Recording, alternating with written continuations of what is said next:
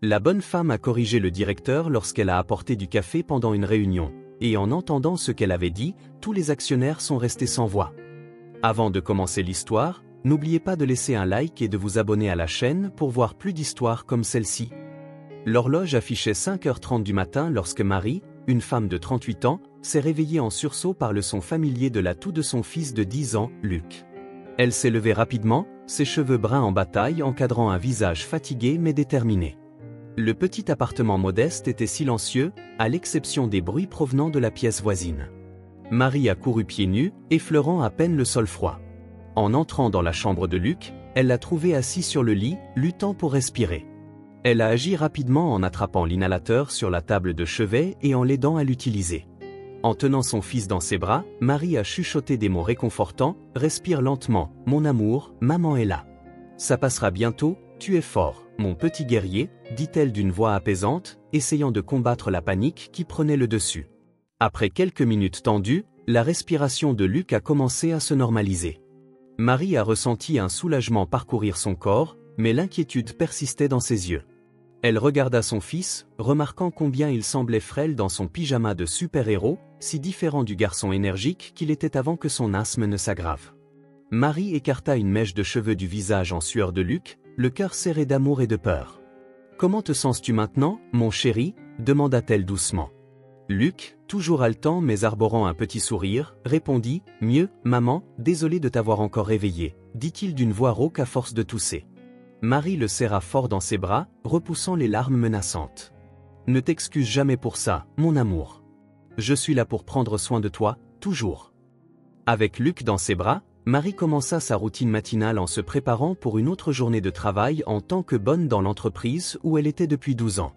Tandis qu'elle préparait le petit déjeuner, son esprit vagabondait entre l'inquiétude pour la santé de son fils et l'anxiété de savoir comment payer les factures médicales qui s'accumulaient. L'odeur du pain grillé et des œufs brouillés emplissait le petit appartement, masquant temporairement l'odeur persistante des médicaments de Luc. Marie appela son fils pour qu'il vienne manger, le regardant se diriger lentement vers la table de la cuisine. « Allez, champion, tu dois manger pour devenir fort. Mange tout, comme le ferait un super-héros », l'encouragea-t-elle en lui posant une assiette bien garnie devant lui. Luc regarda la nourriture sans beaucoup d'enthousiasme, mais commença à manger pour faire plaisir à sa mère. « Maman, penses-tu que je pourrais jouer au foot à nouveau un jour » demanda-t-il entre deux bouchées. Le cœur de Marie se serra devant l'innocente question de Luc. Elle s'assit à côté de lui, tenant sa petite main dans la sienne. « Bien sûr, mon amour, nous continuerons à suivre les instructions du médecin et bientôt tu courras comme avant », répondit-elle en essayant de paraître plus confiante qu'elle ne se sentait réellement. Marie regarda l'horloge, réalisant qu'il était presque temps de partir. Elle se leva rapidement, attrapa son sac et son uniforme. « Madame Carman va rester avec toi aujourd'hui, d'accord » dit-elle. « D'accord, sois un bon garçon et n'oublie pas d'utiliser ton inhalateur si tu en as besoin » ordonna-t-elle en embrassant le front de Luc avant de se diriger vers la porte. Marie hésita un instant, jetant un dernier regard en arrière et voyant son fils assis seul à la table de la cuisine. Une vague de culpabilité l'envahit, mêlée à une détermination farouche. « Je vais trouver une solution, quoi qu'il en coûte. Je dois m'assurer que mon fils ait la vie qu'il mérite », pensa-t-elle. Déjà dans le couloir de l'immeuble, Marie rencontra Madame Carman, sa voisine âgée qui s'occupait de Luc pendant la journée. La dame aux cheveux gris, arborant un sourire bienveillant, accueillit Marie avec une chaleureuse accolade. « Comment va-t-il aujourd'hui ? Sa toux s'est-elle améliorée ? J'espère que le pauvre a pu bien dormir, il a besoin de repos », dit Madame Carman d'une voix empreinte d'inquiétude. Marie soupira en passant sa main dans ses cheveux. « Il a encore eu une crise ce matin, mais il va mieux maintenant, Madame Carman. »« Je ne sais pas comment vous remercier pour toute votre aide », répondit Marie, la voix étranglée par l'émotion. La vieille femme serra la main de Marie, transmettant un réconfort silencieux. « Inutile de me remercier, ma chère. Luc est comme un petit-fils pour moi. Va travailler l'esprit tranquille, je prendrai bien soin de lui. » Marie hocha la tête, reconnaissante, et se dirigea vers les escaliers. Alors qu'elle descendait les marches, une pensée persistante résonnait dans son esprit. « Aujourd'hui, c'est le jour de la grande réunion de l'entreprise. Peut-être qu'en faisant tout parfaitement, ils remarqueront mon travail acharné et j'obtiendrai cette augmentation dont j'ai tant besoin pour les traitements de Luc. » Des heures plus tard, l'arôme du café fraîchement moulu flottait dans l'air tandis que Marie, la bonne de 38 ans, poussait soigneusement le chariot vers la salle de réunion. Ses cheveux bruns foncés étaient impeccablement relevés en un chignon, et ses mains, déjà marquées par le travail, tenaient fermement le plateau argenté. En approchant de la porte, elle prit une profonde inspiration, ajustant son uniforme immaculé. Marie avait toujours été fière de sa dévotion et de son souci du détail, qualité qui lui avait permis de conserver ce travail pendant plus d'une décennie.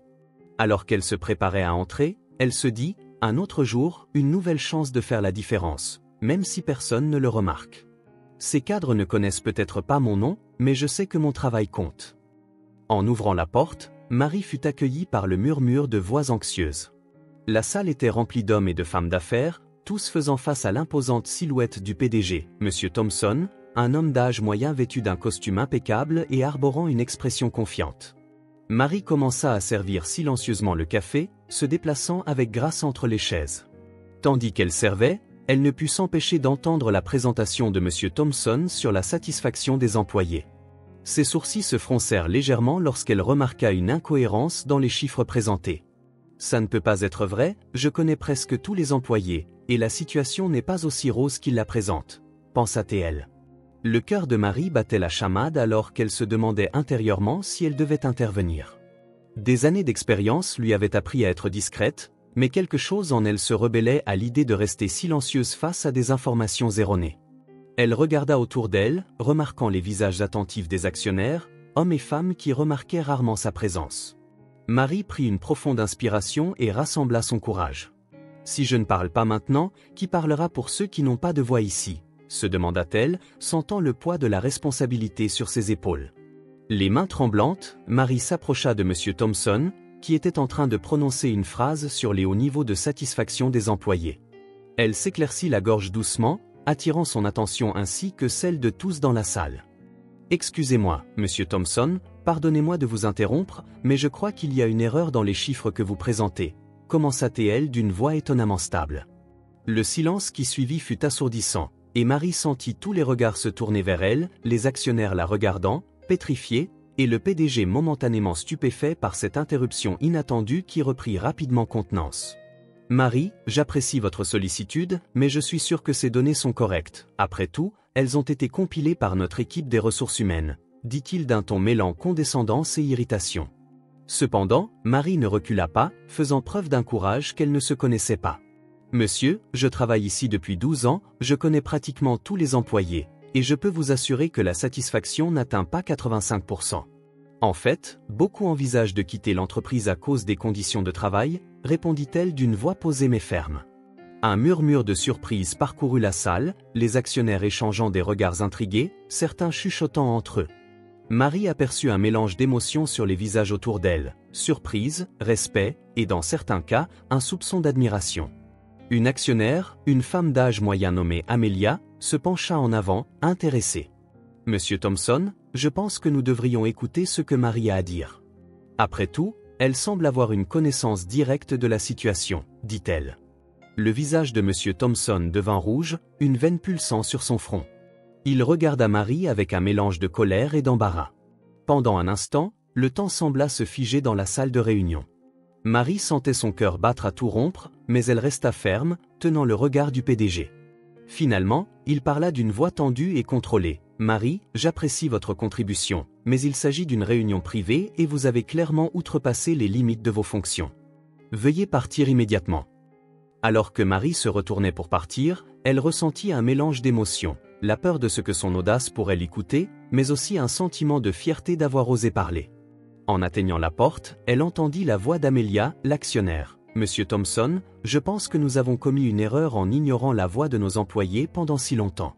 Peut-être est-il temps de réévaluer nos pratiques. » Marie referma la porte derrière elle, le cœur battant encore la chamade. « Que je fais ? Est-ce que ça valait le risque de tout perdre pour ce en quoi je crois ?» pensa-t-elle. Marie referma la porte de la salle de réunion derrière elle, son cœur battant irrégulièrement contre sa poitrine. Le couloir, autrefois si familier, lui semblait désormais étrange et hostile. Elle se dirigea vers son poste de travail, ses jambes tremblant légèrement à chaque pas, tandis que le poids de ses actions devenait de plus en plus évident. Des employés passaient à côté d'elle, certains lui lançant des regards curieux, d'autres évitant tout contact visuel. Il semblait qu'en quelques secondes, des rumeurs s'étaient déjà répandues dans l'entreprise. Marie pouvait sentir le murmure des conversations chuchotées autour d'elle. Ils savent déjà, les nouvelles vont vite ici, pensa-t-elle en atteignant son petit espace de service. Marie s'appuya contre l'évier et prit une profonde inspiration. J'espère que cela ne me coûtera pas mon emploi. Je dois subvenir aux besoins de Luc, j'ai tant de factures médicales à payer. Je sais que j'ai fait ce qu'il fallait, mais maintenant, je redoute les conséquences de mes actes, murmura-t-elle pour elle-même avant de tenter de se ressaisir complètement. Marie entendit une voix l'appeler par son prénom. C'était le responsable des ressources humaines, dont l'expression était grave et tendue. « Marie, venez immédiatement dans mon bureau. » Marie sentit un frisson parcourir son échine. Elle hocha silencieusement la tête et le suivit dans le couloir, sentant les regards de ses collègues brûler son dos. « Garde la tête haute, tu n'as rien fait de mal, tu as juste dit la vérité, pensa-t-elle. Le trajet jusqu'au bureau des ressources humaines sembla durer une éternité, chaque pas résonnant à ses oreilles tel un présage de ce qui allait arriver. Dès qu'ils entrèrent dans le bureau, le responsable ferma la porte derrière eux. La pièce était froide et impersonnelle, dominée par un grand bureau en acajou. « Asseyez-vous, Marie, » dit-il en désignant la chaise devant lui. Marie obéit, se sentant petite et vulnérable. Le silence qui s'ensuivit était oppressant. Marie pouvait entendre le tic-tac de l'horloge au mur, chaque seconde semblant durer une éternité. Finalement, le responsable des ressources humaines parla d'une voix contrôlée mais teintée de déception. « Marie, je suis sûr que vous comprenez pourquoi vous êtes ici. Votre comportement lors de la réunion d'aujourd'hui était complètement inacceptable. Interrompre une présentation du PDG et contredire des informations officielles est une grave violation du protocole. » Marie hocha légèrement la tête, les mains jointes sur ses genoux, sentant sa gorge se serrer, mais trouvant la force de répondre. « Monsieur, je sais que je n'aurais pas dû parler, mais les chiffres étaient erronés. Je connais les employés, je connais leurs préoccupations. L'information était incorrecte. » Le responsable des ressources humaines soupira, enlevant ses lunettes et se frottant l'arête du nez. « Marie, je comprends vos préoccupations, mais ce n'est pas votre rôle ici. Vous êtes une employée de cafétéria, pas une analyste en ressources humaines ou une représentante des employés. » Il fit une pause en remettant ses lunettes. « Malheureusement, vos actions aujourd'hui ont placé l'entreprise dans une position très délicate.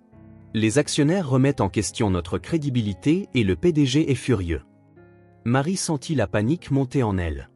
Elle se pencha en avant, la voix tremblante mais déterminée. « S'il vous plaît, monsieur, j'ai besoin de ce travail. Je suis une mère célibataire, mon fils est asthmatique, il a besoin de soins constants. Je ne peux pas perdre ce travail, argumenta-t-elle, craignant que son opinion ne lui coûte son emploi. Le responsable des ressources humaines la regarda longuement, son expression mêlant compassion et résignation. « Marie, j'ai bien peur de n'avoir pas le choix. » Le conseil d'administration a été clair. Il ouvrit un tiroir et en sortit une enveloppe qu'il plaça sur la table. « Ceci est votre lettre de licenciement. Vous recevrez bien sûr tous vos droits, mais votre présence n'est plus requise dans l'entreprise, » conclut-il. Marie eut l'impression que le sol s'était dérobé sous ses pieds. Des larmes commencèrent à monter dans ses yeux, mais elle les retint, déterminée à garder sa dignité. « S'il vous plaît, il doit y avoir quelque chose que je puisse faire. Je peux m'excuser auprès du PDG, expliquer que je n'avais pas l'intention de causer des problèmes, » murmura-t-elle. Cependant, le responsable des ressources humaines secoua lentement la tête. « Je suis désolé, Marie, la décision est prise. » Il lui poussa l'enveloppe. « Veuillez comprendre que ce n'est pas personnel, c'est simplement le monde des affaires. » Marie regarda l'enveloppe, ressentant le poids de toutes ses responsabilités, tous ses rêves et espoirs pour Luc s'effondrer autour d'elle. Les mains tremblantes, elle prit la lettre. En se levant, ses jambes semblaient en gelée. « Qu'est-ce que je vais dire à mon fils? Comment vais-je payer ses médicaments maintenant ?» pensa-t-elle, la panique menaçant de l'envahir. Alors que Marie se dirigeait vers la porte, le responsable des ressources humaines prit la parole une dernière fois, sa voix plus douce. « Marie, si cela peut vous réconforter, beaucoup d'entre nous ont admiré votre courage aujourd'hui. Tout le monde n'aurait pas eu l'intégrité de dire la vérité, même si cela leur coûtait tout. » Marie s'arrêta, sa main sur la poignée de la porte, se retournant pour le regarder un instant. Leurs regards se croisèrent, un silencieux échange de compréhension passant entre eux. Puis elle ouvrit la porte et partit, laissant derrière elle non seulement un emploi, mais une partie de sa vie. Dans le couloir, Marie s'appuya contre le mur, ferma les yeux et prit une profonde inspiration. Toutes ces années à me dévouer à cette entreprise, tant de souvenirs, tant d'heures de travail, et ils n'ont même pas voulu m'écouter, pensa-t-elle, un mélange de peur et de tristesse grandissant en elle. Des heures plus tard, Marie se traîna dans les escaliers de l'immeuble, chaque marche pesant de plus en plus lourd. L'enveloppe contenant sa lettre de licenciement semblait brûler dans son sac, lui rappelant constamment la journée désastreuse qu'elle venait de traverser. Arrivée à la porte de son appartement, elle hésita, la main tremblante en tournant la clé. Le bruit familier du sifflement de Luc l'accueillit dès qu'elle entra, lui brisant le cœur. « Luc, Madame Judith » appela-t-elle d'une voix qu'elle s'efforçait de garder stable. Judith, la voisine âgée qui s'occupait de Luc, apparut dans l'encadrement de la porte de la cuisine, l'expression inquiète. « Bien, tu es rentrée, Marie » demanda-t-elle. « Luc a eu une légère crise il y a un moment, j'ai réussi à le calmer, mais ses médicaments étaient épuisés » expliqua la vieille femme, préoccupée. Marie laissa tomber son sac et se précipita vers la chambre de son fils, le trouvant assis sur le lit, luttant encore un peu pour respirer. « Maman, tu es rentrée tôt » haleta Luc. Marie fut envahie d'un sentiment de culpabilité et de panique. « Comment ai-je pu oublier d'acheter plus de médicaments? Quel genre de mère suis-je? Je n'arrive même pas à bien prendre soin de mon propre enfant » pensa-t-elle, se blâmant aussitôt. Les mains tremblantes, Marie aida Luc à se redresser, lui caressant le dos en effectuant des mouvements circulaires apaisants. « Respire avec moi, mon amour. Rappelle-toi ce que le médecin a dit, inspire par le nez, expire par la bouche » lui ordonna-t-elle en démontrant des respirations lentes et profondes. Luc hocha la tête, peinant à suivre les instructions de sa mère. Madame Judith apparut dans l'encadrement de la chambre, tenant un verre d'eau qu'elle tendit à Luc. « Tiens, Marie, cela va l'aider » dit-elle doucement. Marie hocha la tête, reconnaissante, aidant Luc à prendre de petites gorgées. Peu à peu, sa respiration se normalisa et le sifflement s'estompa. Marie continua de parler doucement, des mots d'encouragement mêlés à des histoires au hasard, n'importe quoi pour détourner l'attention de Luc de sa lutte pour respirer. Lorsque le garçon sembla enfin plus calme, Marie lui déposa un baiser sur le front, sentant la sueur froide sous ses lèvres. « Tu as été si courageux, mon petit guerrier » murmura-t-elle. Luc leva les yeux vers elle, ses grands yeux effrayés. « Maman, pourquoi es-tu rentrée si tôt aujourd'hui » demanda-t-il, sa voix encore un peu rauque. Marie sentit une boule se former dans sa gorge. « Comment vais-je lui dire? Comment puis-je briser le sentiment de sécurité de mon enfant? Je ne veux pas lui mentir, mais je ne veux pas non plus l'inquiéter » pensa-t-elle désespérément, forçant un sourire. Marie caressa les cheveux de Luc. « Ce fut juste une journée différente au travail, mon chéri, mais ne t'inquiète pas pour ça maintenant, d'accord? Tu dois te reposer » l'aida-t-elle à s'allonger, ajustant les oreillers pour qu'il soit légèrement incliné et facilite sa respiration. Madame Judith, sentant la tension dans l'air, intervint doucement. « Luc, que dirais-tu si je te racontais une histoire pendant que ta maman se repose un peu? Elle a eu une longue journée. » Marie jeta un regard reconnaissant à la voisine, sentant les larmes monter à ses yeux. « Merci, Madame Judith, je ne sais pas ce que je ferais sans vous. Vous êtes un ange dans nos vies » murmura-t-elle en serrant doucement l'épaule de la vieille femme avant de quitter la pièce. Dans le couloir, Marie pouvait entendre la voix douce de Judith commencer une histoire, tandis que son esprit était envahi par des soucis qui s'accumulaient tels des nuages d'orage. Comment vais-je payer les médicaments maintenant? Et le loyer? Mon Dieu, que vais-je faire? Se demandait-elle, l'esprit rempli d'inquiétude. Marie se dirigea vers la cuisine, ses yeux se posant automatiquement sur une pile de factures sur la table. Avec un lourd soupir, elle s'assit et prit la première enveloppe.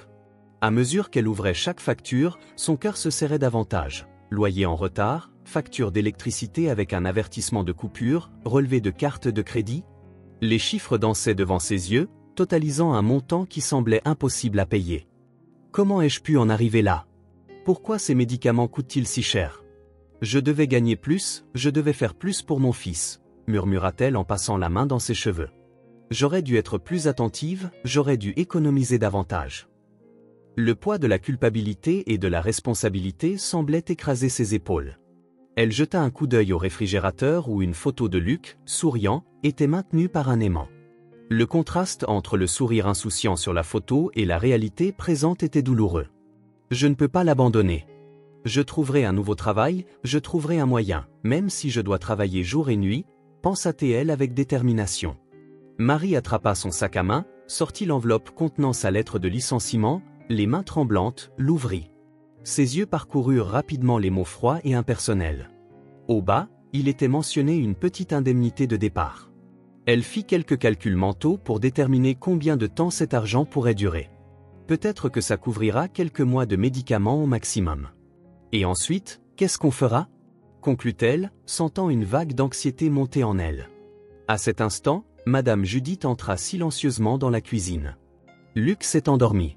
Qu'est-ce qui s'est passé, ma chère ? Tu avais l'air dévastée, informa-t-elle doucement. Puis, remarquant l'expression abattue de Marie, cette dernière hésita un moment, puis les mots commencèrent à se déverser de manière incontrôlée. Elle raconta à Judith la réunion, le licenciement, les factures impayées, les inquiétudes pour Luc. Judith écouta attentivement, son visage bienveillant trahissant compréhension et inquiétude. Soudain, le téléphone sonna, faisant sursauter Marie. Elle jeta un coup d'œil à l'horloge, fronçant les sourcils en voyant qu'il était déjà passé 21 heures. « Qui cela pourrait-il être à cette heure-ci » murmura-t-elle en se levant pour décrocher. « Allô » dit-elle en essayant de garder une voix calme. « Madame Marie, ici l'école de Luc » annonça une voix. Marie sentit son estomac se nouer. Les appels de l'école étaient rarement de bonnes nouvelles. « Oui, ici » répondit-elle. « Y a-t-il eu un problème » demanda-t-elle, nerveuse. La voix du directeur semblait tendue au bout du fil. « Madame Marie, nous devons organiser une réunion urgente pour discuter de la situation de Luc. Il a manqué beaucoup de cours à cause de ses crises d'asthme, et cela affecte sérieusement ses performances. De plus, il y a d'autres problèmes dont nous devons discuter. » Marie ferma les yeux, ayant l'impression que le monde tournait autour d'elle. « D'autres problèmes ? Qu'est-ce qui pourrait encore clocher » pensa-t-elle désespérément. À voix haute, elle répondit « Bien sûr, quand seriez-vous disponible ?» Le directeur demanda à Marie de se rendre à l'école le lendemain. Elle sentit le poids du monde sur ses épaules en raccrochant, puis regarda Madame Judith, toujours dans la cuisine, l'expression pleine d'inquiétude. « C'est l'école de Luc. Ils veulent une réunion demain, dit-elle. Il paraît que ce n'est pas seulement à cause des absences dues à son asthme, expliqua Marie, la voix tremblante. Judith s'approcha et posa une main réconfortante sur l'épaule de Marie. « Ma chère, je sais que tout s'écroule en ce moment, mais tu n'es pas seule. Je serai là pour t'aider de toutes les manières possibles, dit-elle, faisant couler les larmes que Marie avait retenues toute la journée. Merci, Madame Judith, je ne sais pas ce que je ferais sans vous, sanglota-t-elle. Les deux femmes restèrent un moment en silence, le seul bruit dans la cuisine étant le tic-tac de l'horloge et les sanglots étouffés de Marie. Finalement, Marie se ressaisit, essuya ses larmes du revers de sa main, et se dirigea vers la fenêtre pour regarder la ville. Le silence n'était brisé que par la respiration encore légèrement laborieuse de Luc provenant de la chambre. « Comment vais-je faire face à tout cela ? J'ai perdu mon emploi, les factures s'accumulent, Luc est malade, et maintenant des problèmes à l'école, » murmura-t-elle, presque inaudible. Elle appuya son front contre le verre frais, ferma les yeux un instant. Lorsqu'elle les rouvrit, une détermination nouvelle brillait dans son regard. Se tournant vers Judith, qui la regardait toujours avec inquiétude, Marie déclara d'une voix ferme. « Quoi qu'il arrive, je protégerai mon fils.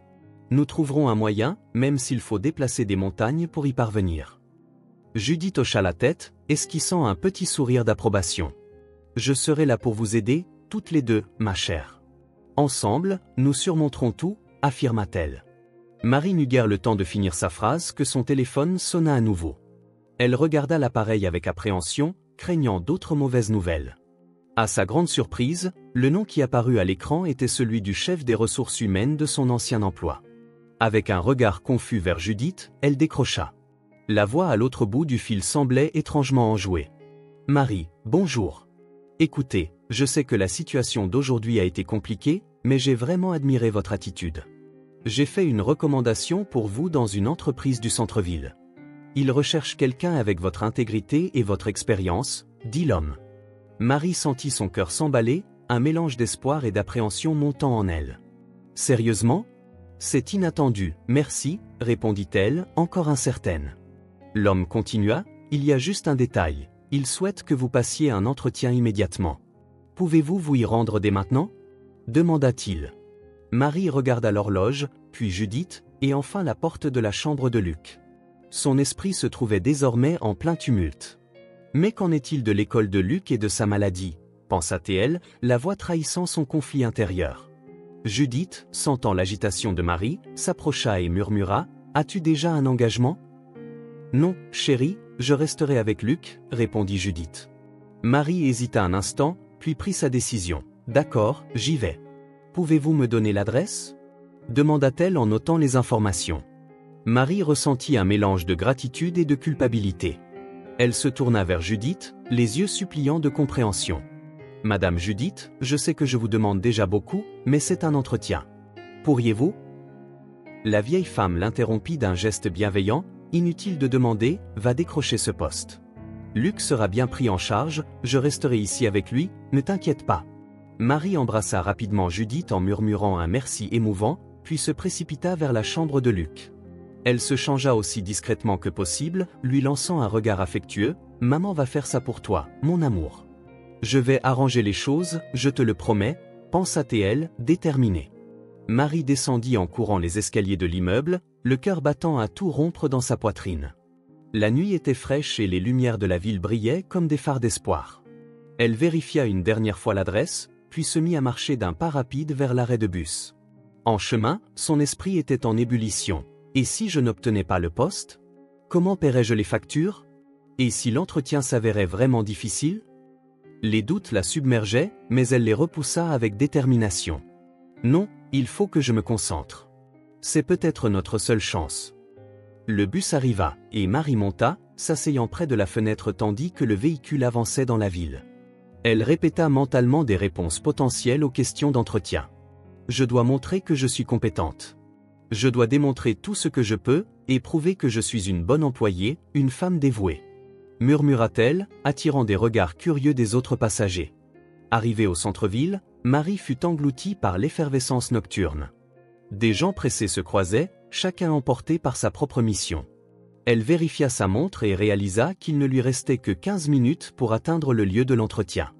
Accélérant le pas, Marie traversa les rues animées, les yeux en alerte pour repérer la bonne adresse. L'anxiété augmentait à chaque pâté de maison, mais ses pensées furent interrompues lorsqu'elle tourna un coin et faillit percuter quelqu'un. Reculant rapidement, Marie se retrouva face à une scène familière. Amélia, l'actionnaire qui avait assisté à son licenciement plus tôt dans la journée, se trouvait là, luttant pour porter plusieurs sacs de courses tout en s'appuyant sur une béquille. Le temps sembla se figer un instant. Amélia, visiblement surprise, reconnut immédiatement Marie. « Marie, c'est vous? Que faites-vous ici ?» demanda-t-elle, la voix mêlant surprise et soulagement. Marie hésita, alternant son regard entre Amélia et l'horloge à son poignet. Chaque seconde semblait crier dans ses oreilles. « Mademoiselle Amélia, c'est moi. Quelle coïncidence de vous rencontrer, » répondit-elle en esquissant un sourire poli. Amélia tenta de faire un pas en avant, mais faillit perdre l'équilibre, le sac vacillant dangereusement. « Oh, excusez-moi, je crois que j'ai sous-estimé ma capacité à faire du shopping avec cette jambe blessée, » dit-elle, embarrassée. Le cœur de Marie se serra. L'entretien n'était qu'à quelques pâtés de maison, et il ne lui restait que quelques minutes, mais comment pouvait-elle laisser Amélia dans cette situation? « Puis-je vous aider avec ces sacs ?» s'exclama-t-elle avant même que son esprit n'ait complètement pris sa décision. Amélia sembla soulagée. « Ce serait merveilleux, si cela ne vous dérange pas, » dit-elle. Marie prit les sacs lourds, sentant le poids littéral et métaphorique de son choix. Alors qu'elle marchait lentement sur le trottoir, Amélia se mit à parler. « Marie, je voulais te dire ce qui s'est passé aujourd'hui à la réunion. J'ai vraiment admiré le courage dont tu as fait preuve. Tu as montré tant d'intégrité, » déclara Amélia, ce qui fit monter une boule dans la gorge de Marie, lui rappelant vivacement le moment où elle avait perdu son emploi. « Merci, mais je ne me sens pas très courageuse en ce moment, » murmura-t-elle. Amélia se tourna vers elle. « Non, tu ne comprends pas. Ce que tu as fait a ouvert les yeux de beaucoup d'entre nous. Les choses vont changer dans l'entreprise, je suis sûre, grâce à toi et à ton attitude courageuse, » ajouta-t-elle. Marie sentit le temps s'échapper de ses doigts. Son avenir, la chance d'un nouveau travail, n'était qu'à quelques pâtés de maison, et pourtant, elle se retrouvait à porter des sacs et à entendre parler de l'impact d'une action qui lui avait coûté tout ce qu'elle avait. L'ironie de la situation ne lui échappa pas. « Mademoiselle Amélia, j'apprécie vos mots, » commença-t-elle, hésitante, incertaine de la manière d'expliquer sa situation sans paraître impolie. Amélia, sentant son agitation, fronça les sourcils. « Quelque chose ne va pas, Marie? Tu sembles anxieuse. » Marie prit une profonde inspiration. Le conflit était évident dans ses yeux. Devait-elle expliquer qu'elle avait perdu son emploi à cause de son courage et qu'elle avait maintenant un entretien? Ou devait-elle continuer d'aider Amelia, risquant ainsi de rater la seule opportunité d'emploi qui se présentait? L'horloge à son poignet semblait crier, chaque tic-tac, lui rappelant cruellement l'impossible décision à prendre. Marie regarda Amelia, puis les sacs dans ses mains, et enfin la rue qui menait à sa possible rédemption. Que dois-je faire? Aider quelqu'un dans le besoin ou courir après ma propre survie? Pensa-t-elle désespérément. Les lumières de la ville se brouillaient autour d'elle, le bruit de la circulation se mêlant au battement frénétique de son cœur. Marie était sur le point de prendre une décision qui pourrait changer le cours de sa vie, et le temps continuait impitoyablement de s'écouler. Je ne peux pas abandonner quelqu'un qui a besoin d'aide. Je vais réussir à aider Amelia et ensuite me rendre à l'entretien, décida Marie, convaincue que c'était la bonne chose à faire. Tandis qu'elle marchait, elle ne pouvait s'empêcher de penser à l'entretien qu'elle risquait de manquer. Peut-être que le temps est encore de mon côté, se dit-elle en essayant de se convaincre. Amelia, remarquant l'expression tendue de Marie, brisa le silence. « Marie, tu sembles préoccupée. Y a-t-il quelque chose que je puisse faire pour t'aider ?» Arrivée à l'arrêt de taxi, Marie aida Amelia à s'appuyer contre un poteau, déposant soigneusement les sacs à ses côtés. « En fait, mademoiselle Amelia, je dois… » commença Marie, interrompue par la gentillesse d'Amelia. Sur le chemin de mon entretien d'embauche, les mots sortirent, chargés d'émotion, sa voix tremblait légèrement. Amelia la regarda, surprise, une compréhension naissante dans les yeux. « Un entretien? Mais pourquoi n'es-tu plus au travail? Que s'est-il passé après que tu as quitté la salle de réunion aujourd'hui ?» demanda-t-elle, l'air à la fois préoccupé et étonné par la décision qui avait été prise. Marie sentit une boule se former dans sa gorge, les larmes qu'elle avait retenues toute la journée menaçant de déborder à nouveau. « J'ai été licenciée, mademoiselle Amelia. » Apparemment, dire la vérité était une erreur impardonnable, avoua-t-elle, la voix presque à murmure. Amelia resta sans voix, le choc et l'indignation se lisant sur son visage. Licenciée pour avoir dit la vérité? C'est absurde. Marie hocha tristement la tête, les mains se serrant nerveusement. Et me voilà, à courir après n'importe quelle opportunité, un entretien qui pourrait tout résoudre, mais je ne sais pas si j'y arriverai ou non. Mon fils, il a besoin d'un médicament coûteux. Il est atteint d'asthme sévère et le médicament est épuisé. Les factures ne cessent d'arriver, je suis désespéré. Les mots coulèrent alors comme un barrage qui venait de céder. Amelia écouta attentivement, son expression passant du choc à une profonde empathie. Lorsque Marie eut fini de parler, un lourd silence s'installa entre elles, brisé uniquement par le bruit de la circulation et le klaxon des taxis qui passaient. Amelia tendit la main et effleura doucement le bras de Marie. « Je n'avais aucune idée, Marie. Ce que tu as fait aujourd'hui était courageux et honnête. Tu ne méritais pas cela. » Marie ressentit une vague de gratitude face à ces mots d'empathie, mais la réalité de sa situation pesait toujours lourdement sur elle. « Merci, mademoiselle Amelia, mais le courage et l'honnêteté ne paient pas les factures ni n'achètent le médicament de mon fils. » À cet instant, le téléphone de Marie vibra dans sa poche. Elle le sortit, le cœur se serrant en voyant l'heure, l'entretien était passé. Elle ferma les yeux un instant, submergée par un mélange de désespoir et de résignation.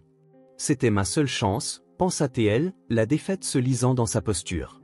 Amelia, remarquant le changement chez Marie, demanda doucement. « C'était pour l'entretien, n'est-ce pas ?» Marie hocha la tête, incapable de trouver les mots pour exprimer sa déception. Amelia resta silencieuse quelques secondes, semblant réfléchir en regardant les taxis passer. À ce moment précis, un taxi s'arrêta enfin à côté d'elle. Le chauffeur descendit pour aider Amelia avec ses sacs avant de monter dans la voiture. Amelia se tourna alors vers Marie, une dernière fois, lui tendant une carte. « Marie, merci infiniment. Tu as sacrifié ton entretien pour m'aider. Je ne sais pas comment te remercier, mais sache que Dieu veille sur les personnes bienveillantes comme toi, dit-elle. Au revoir, et Marie hocha la tête. Tu n'as pas besoin de me remercier. Je l'ai fait avec le cœur, murmura-t-elle. Amelia sourit en serrant la main de Marie. Promets-moi juste de continuer à être cette personne incroyable que tu es. Maintenant, va à ton entretien, n'abandonne pas si vite, dit-elle alors que le taxi s'éloignait. Marie regarda le taxi s'éloigner, la carte encore entre ses mains tremblantes, les mots d'Amelia résonnant dans son esprit. N'abandonne pas si vite. Je vais essayer, murmura-t-elle avec un profond soupir, la détermination renaissant dans ses yeux. Puis, regardant sa montre, elle prit une décision impulsive, se précipiter le long du trottoir bondé, esquivant les piétons, ignorant la fatigue qui alourdissait ses membres, son cœur battant frénétiquement, une mixture d'espoir et de peur guidant chacun de ses pas. « S'il te plaît, que ce ne soit pas trop tard », répétait-elle comme un mantra en arpentant les rues de la ville. Haletante et en sueur, Marie atteignit enfin l'immeuble où l'entretien était prévu. Elle s'arrêta un instant pour reprendre son souffle et redresser sa tenue chiffonnée. Son reflet dans la porte vitrée la fit hésiter. « Regarde-toi, en retard et décoiffé. Quelle impression vas-tu faire ?» se dit-elle, mais l'image de Luc ayant besoin de son médicament la fit ravaler sa fierté et entrer dans l'immeuble. Dans l'ascenseur, elle essaya de lisser ses cheveux et ses vêtements, son estomac se nouant de nervosité. « C'est maintenant ou jamais », murmura-t-elle à son reflet dans le miroir de l'ascenseur. Les portes s'ouvrirent au 5e étage et Marie en sortit, cherchant la bonne salle. Elle rencontra une réceptionniste au regard sévère qui la toisa, visiblement désapprouvée. « Puis-je vous aider ?» demanda la femme, la voix aussi froide que la glace. Marie avala difficilement sa salive. « Oui, je suis ici pour un entretien. Je sais que je suis en retard, mais... » La réceptionniste l'interrompit brusquement. « L'entretien a eu lieu il y a 1 heure. Nous n'aimons pas les retards dans cette entreprise, déclara-t-elle. Marie sentit le désespoir monter en elle. « S'il vous plaît, j'ai eu un imprévu. Si vous pouviez juste m'écouter, implora-t-elle. » À cet instant, la porte du bureau s'ouvrit et un homme d'âge moyen, impeccablement vêtu, en sortit, son expression mélangeant irritation et curiosité. « Qu'est-ce qui se passe ici ?» demanda-t-il en regardant tour à tour Marie et la réceptionniste. La femme répondit promptement. « Monsieur, voici la candidate qui ne s'est pas présentée à l'entretien. Elle demande une chance d'expliquer. » L'homme tourna alors son attention vers Marie, ses yeux l'examinant d'un air critique. Marie se sentit exposée, vulnérable, mais trouva la force de parler. « Monsieur, je sais que je suis terriblement en retard et je m'en excuse, mais si vous pouviez m'accorder seulement 5 minutes, je pourrais tout expliquer. » Monsieur White leva la main pour l'interrompre. « Mademoiselle, attends, fit-il, la laissant finir. » Marie répondit rapidement. « Mademoiselle Marie. » Il hocha lentement la tête. « La ponctualité est l'une des qualités les plus importantes que nous recherchons chez nos employés. Votre retard a non seulement perturbé notre planning, mais il a également démontré un manque de considération pour notre temps. » Marie sentit des larmes monter à ses yeux, mais refusa de les laisser couler. « Je comprends, monsieur, et je suis habituellement extrêmement ponctuel. Aujourd'hui a été une exception due à des circonstances imprévues. » Monsieur White l'interrompit de nouveau. « Nous avons tous des circonstances, mademoiselle Marie, mais ce qui nous définit, c'est la manière dont nous les gérons. » Il fit une pause, son regard se radoucissant légèrement. « J'apprécie vos efforts d'être venu, malgré votre retard. Cela montre de la détermination. Cependant, je ne peux ignorer le fait que vous n'avez pas respecté l'heure convenue. » Marie sentit son cœur se briser, elle savait ce qui allait suivre. « Je suis désolé, monsieur, continua-t-il, mais nous ne pouvons pas donner suite à votre candidature. J'espère que vous comprendrez. » Marie hocha la tête machinalement, le sentiment d'échec pesant sur ses épaules. « Je comprends. Merci pour votre considération, » murmura-t-elle, presque inaudible, puis se dirigea vers la sortie, se sentant complètement vaincue. En se dirigeant vers l'ascenseur, elle entendit M. White ordonner à la réceptionniste d'appeler la candidate suivante. Les portes de l'ascenseur se refermèrent et Marie laissa enfin couler ses larmes. « Qu'est-ce que je vais faire maintenant? Comment vais-je regarder Luc en face et lui dire que j'ai échoué ?» pensa-t-elle désespérément. Dehors, Marie erra sans but dans les rues, son esprit tourbillonnant de soucis et de reproches envers elle-même. Elle passa devant des boutiques et des restaurants, le contraste entre l'effervescence de la ville et son propre désespoir paraissant presque irréel. Sans s'en rendre compte, ses pas la menèrent jusqu'à une pharmacie. Elle s'arrêta devant, observant la vitrine remplie de médicaments et de produits de santé. L'image de Luc faisant une crise d'asthme envahit son esprit et elle ressentit une détermination renouvelée. « Je ne peux pas rentrer chez moi sans son médicament », pensa-t-elle. Les mains tremblantes, elle ouvrit son sac à main, comptant les quelques billets qui lui restaient, tout l'argent qu'elle possédait au monde. Marie entra dans la pharmacie, l'air conditionné glacial contrastant vivement avec la chaleur de la rue. Elle s'approcha du comptoir, la voix légèrement tremblante, et demanda le médicament contre l'asthme de Luc. Le pharmacien alla chercher le médicament et Marie regarda autour d'elle, remarquant tous les articles qu'elle ne pouvait pas se permettre. Pansements, vitamines, même un simple sirop contre la toux. Le pharmacien revint avec le médicament en annonçant le prix. Marie sentit une douleur dans la poitrine en réalisant que cela coûterait chaque centime qu'elle avait, la laissant incertaine sur la manière dont elle parviendrait à acheter de quoi nourrir Luc et elle-même.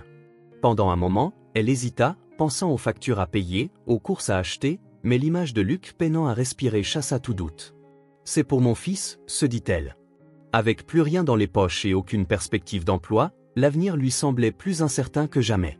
En rentrant chez elle, le poids de sa situation semblait peser sur ses épaules. Qu'est-ce que je vais faire maintenant? Comment vais-je subvenir aux besoins de mon fils? Elle sentit la peur de l'inconnu serrer sa poitrine, les rues animées de la ville se moquant de sa détresse, remplies de gens pressés, chacun avec son destin et sa mission. Marie se sentit perdue dans cette mer d'humanité, invisible et insignifiante, mais le médicament dans son sac lui rappelait sa mission, la raison de continuer à se battre. Marie arriva chez elle, ses pas résonnant dans le couloir de l'immeuble alors qu'elle montait les escaliers. En ouvrant la porte, elle trouva Madame Judith dans le salon, l'expression préoccupée. « Merci à Dieu que tu sois là, Marie. Luc va pire. Il a eu une autre crise il y a quelques minutes et sans son médicament, il ne s'améliore pas, » dit Madame Judith, la voix tremblante. Marie se dirigea vers la chambre où son fils gisait, sa respiration difficile et rapide. Sans hésiter, elle se précipita vers lui, les yeux embués de larmes. « Luc, mon amour, maman est là », murmura-t-elle en le prenant dans ses bras, sentant la fragilité de son corps.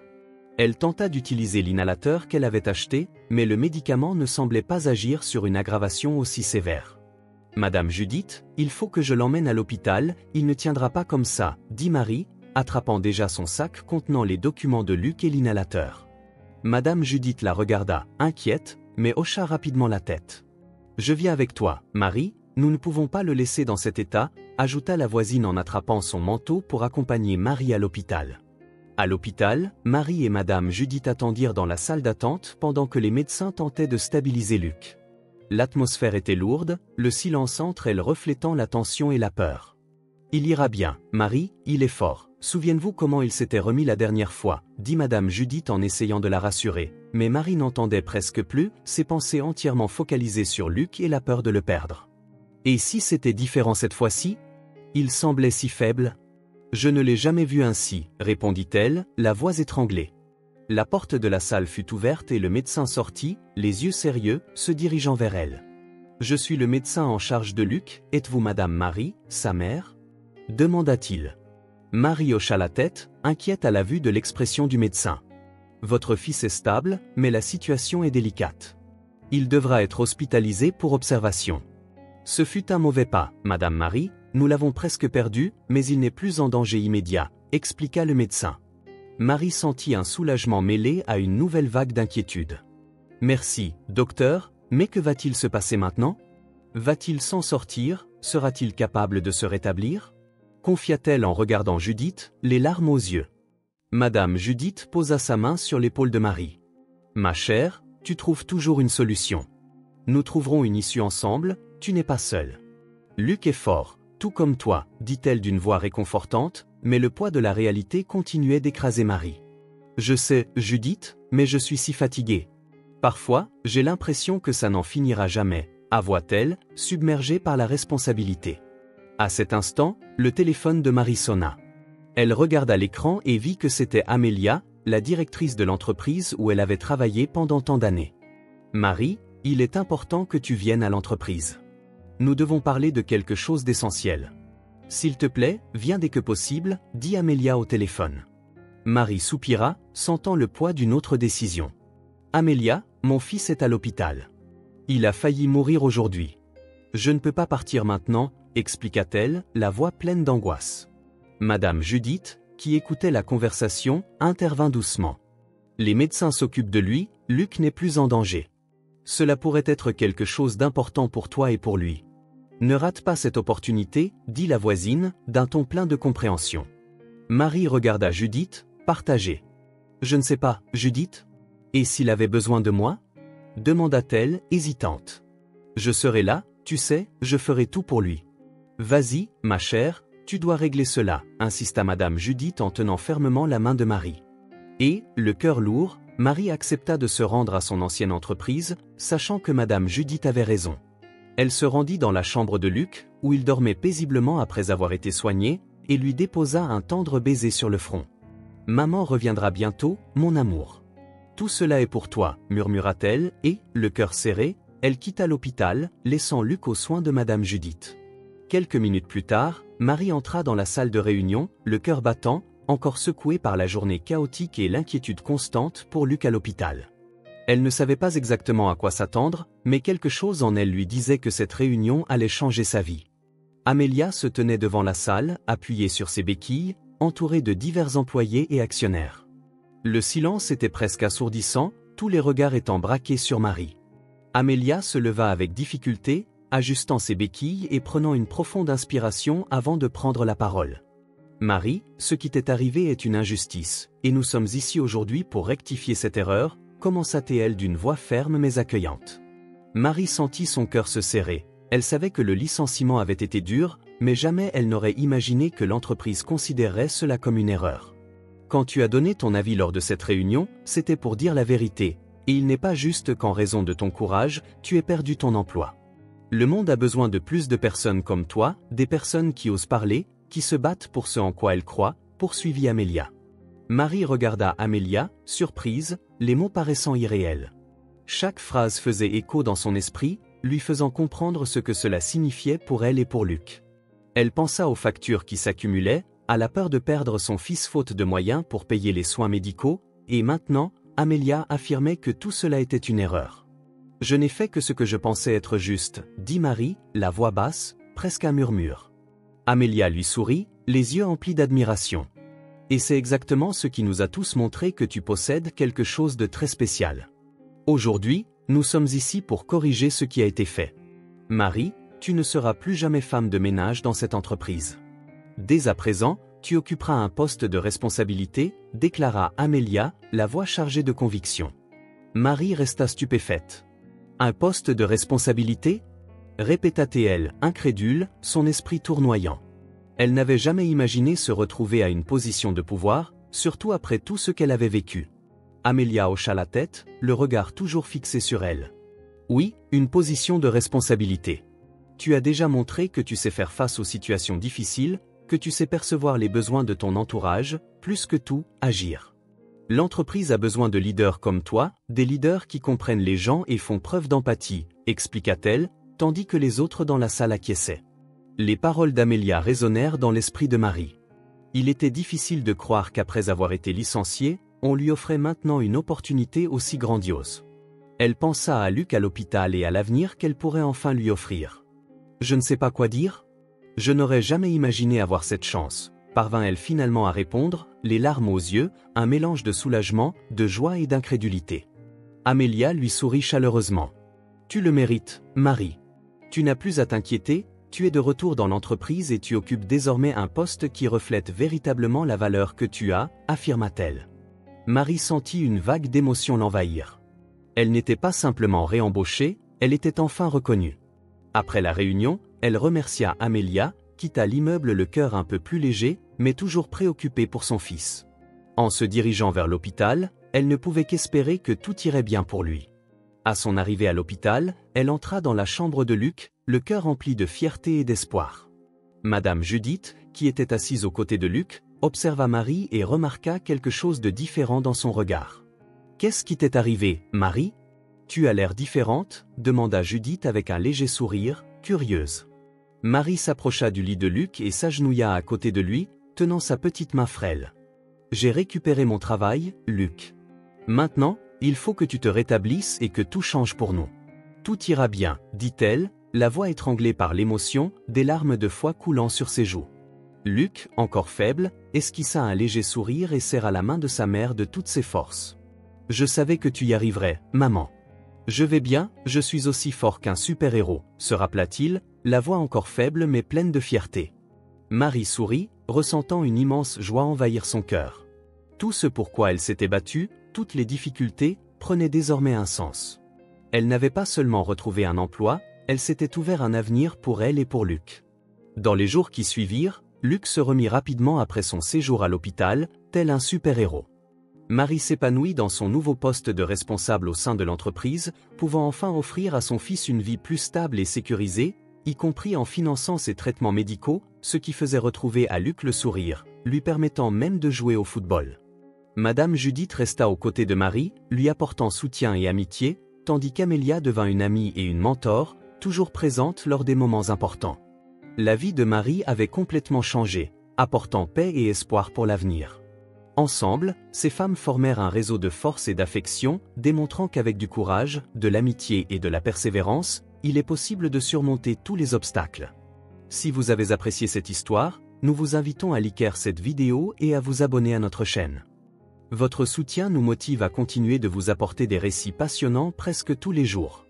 Ne manquez pas la prochaine incroyable narration qui s'apprêtera à apparaître sur votre écran. Nous vous remercions sincèrement de votre présence parmi nous. Vous pouvez maintenant cliquer sur les liens qui apparaissent à l'écran. Nous avons une sélection spéciale rien que pour vous, remplie d'histoires enrichissantes et d'un divertissement garanti. À très bientôt.